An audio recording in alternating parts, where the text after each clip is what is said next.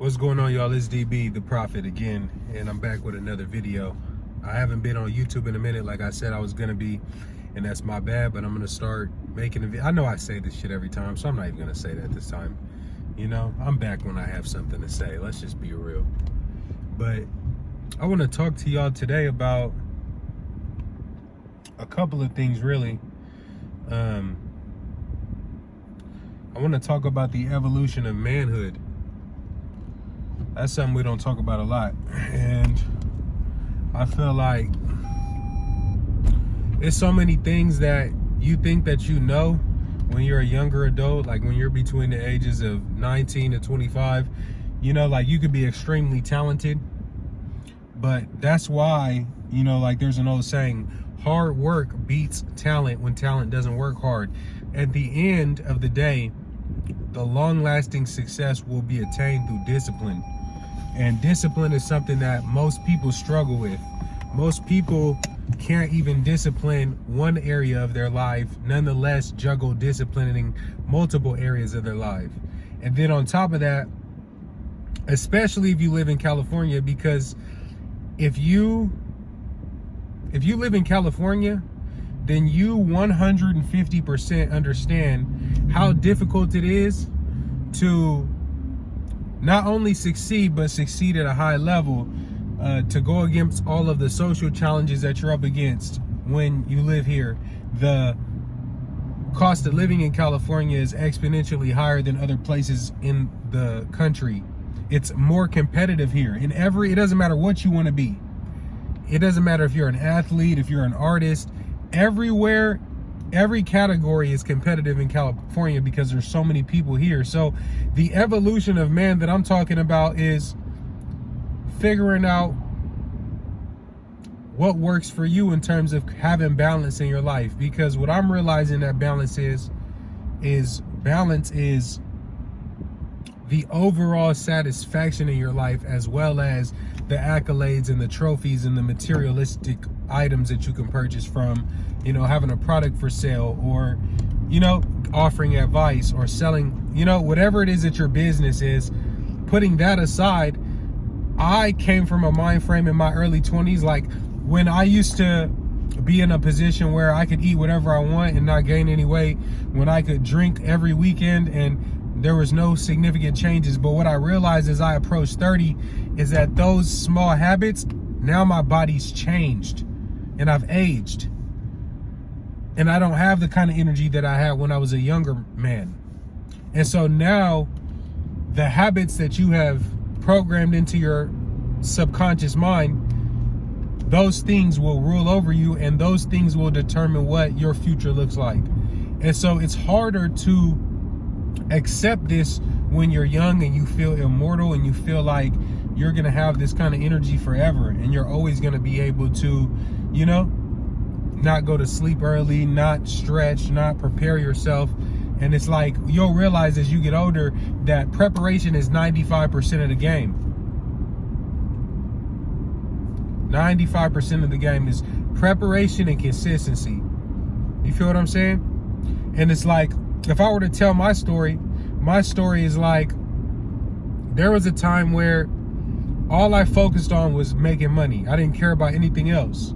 You know, when I was in door-to-door sales and I started a sales company, it wasn't my first company, but my first successful project that I've ever done was starting a successful solar sales company. But when I was successful in solar, I neglected going to the gym. I didn't care about any other aspect of my life. I woke up, you know, I would vape, I would smoke, I would drink, I would party. And I would still go out and I would still knock doors and I would still do marketing and I would still do all these things. But at the end of the day, when those things when it was time to go home, I was tired. I was 30 pounds overweight. I was gaining weight from drinking. I wasn't exercising. I was making excuses for it because I would tell myself, oh, you know, I'm making $50,000 a month. Like, you know, that's just the cost of being a boss. But it's not. Because at the end of the day, when I started becoming less attractive, when women started finding me less attractive, when, you know, my essence, my soul's essence, the creative energy that lives within me, that lives to inspire, when that starts to die, that's when you start to feel the effects of your everyday life. And I realized that I think I can have both.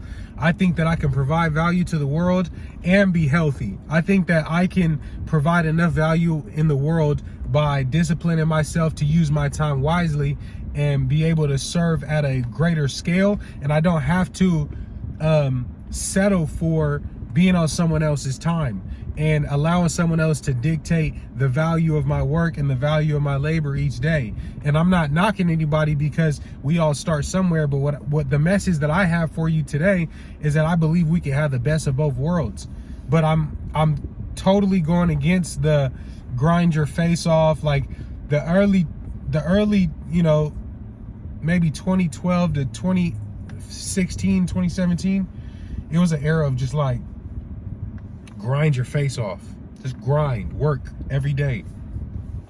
And then it's like, when you work hard every day and you start making money, then you start thinking differently. Like, you start being like, damn, like, but I'm not happy.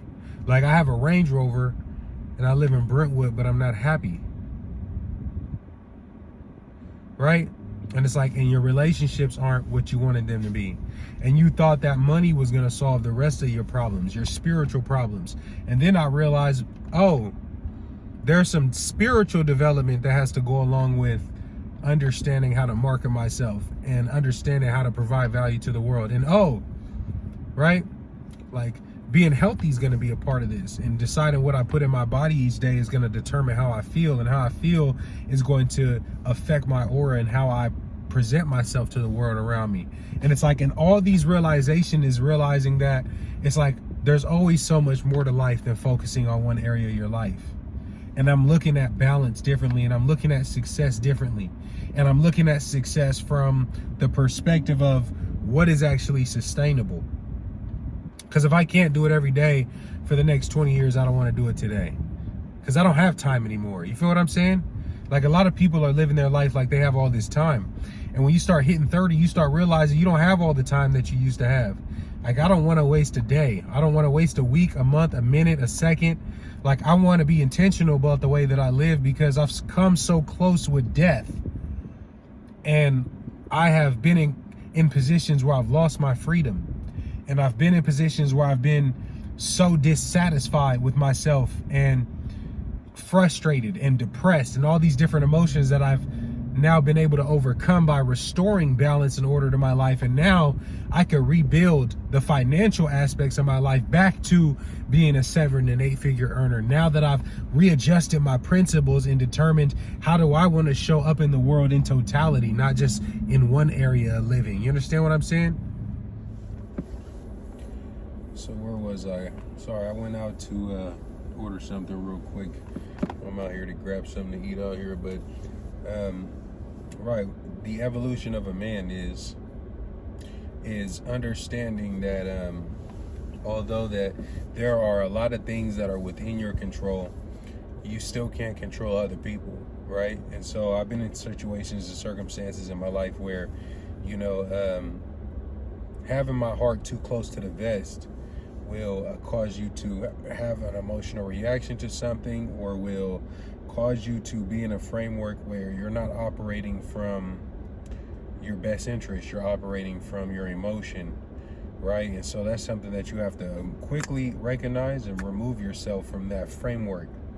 And as you get older, you'll realize that there's so many things that are outside of your control. Like, we all have a fantasy version of what you think the world is going to look like, but the reality of what kind of disciplines you're going to need to have in order to create that life is always so much different than what we think is going to be required of us to live a certain way. Y'all understand what I'm saying? So what I want to say next is what I've realized from, because, and this is a perspective that if I have never gotten to a place where I'd ever made a lot of money, then I think that I wouldn't be able to have this perspective. But putting myself in a position where in some form of my life I had a lot of financial success, right? Then after that, it made me come to the realization of just how much money won't make you happy, and how there are so many other important areas of your life that you need to develop in order for you to have an overall sense of satisfaction. You feel what I'm saying? So now with that in mind, even though I know that I could put my time into something and make a bunch of money, I don't want to make any decisions anymore that are short term. Whatever it is that I do, I want to do that for a long time. I want to do that until I'm 45, 50 years old. And so now every business that I think about creating, every time I think about building a structure or a system that is going to help me get richer and establish a legacy for my family and all these different things, now I think about what can I do that I can do 20 and 30 and 40 years from now.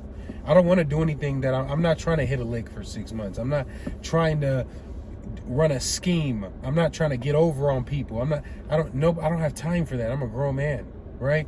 And as a grown man, and as you evolve, you realize that the wealth that is created, it is a result of having quality, long-term relationships with people and being the type of person that is reliable and dependable. When you become reliable and dependable, people will trust you with their money.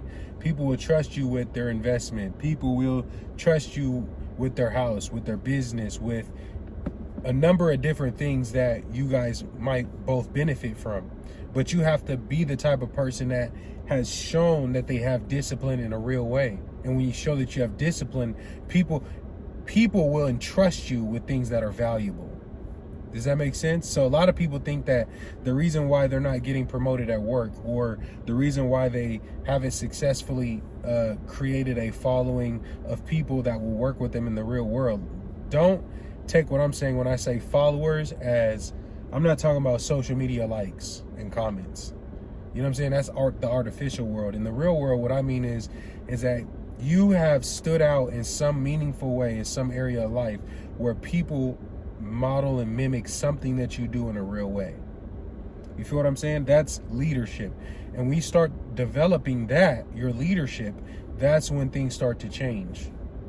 That's when you start to be able to create leverage, because the relationships that you develop through mentoring and helping others develop those skill sets will help you to acquire wealth. It will bring more deals to your pipeline. It will get you connected to people who can help you to make a bigger move. So that's the way that you have to think long term if you want to evolve and be successful as a male in this world. One of the things that I see is that the young kids these days, like they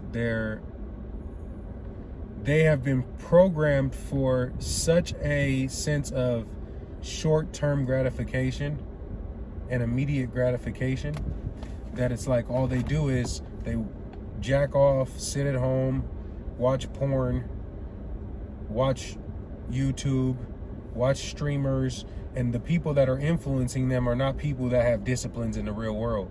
They're people who create internet personas, and they derive their wealth from their persona, not from their real world effort, their real world discipline. I think those are two different things. You can have them both, but I don't want anybody to be fooled and think that because people are able to get a bunch of people to hoorah and, you know what I'm saying, get on the likes and the comments on Instagram and Twitter and all that means that, you know what I'm saying, that they're intelligent and that they're actually valuable in the real world. There's a lot of people who get paid to be a persona that don't actually create any real value in the real world, have no real skills in any real way, right? So let's not confuse those two things, right, church?